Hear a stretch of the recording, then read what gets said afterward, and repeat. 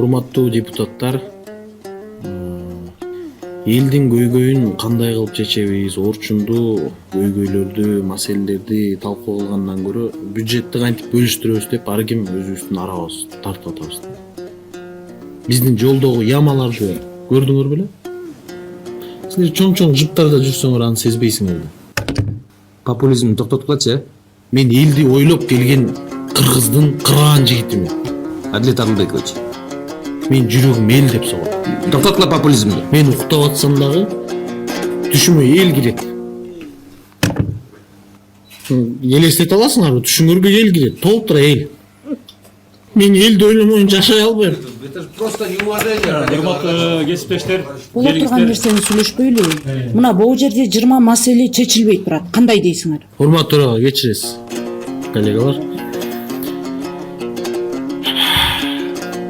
Мен болгон эл деген сөз туккан ыйлам келип кайра башталат.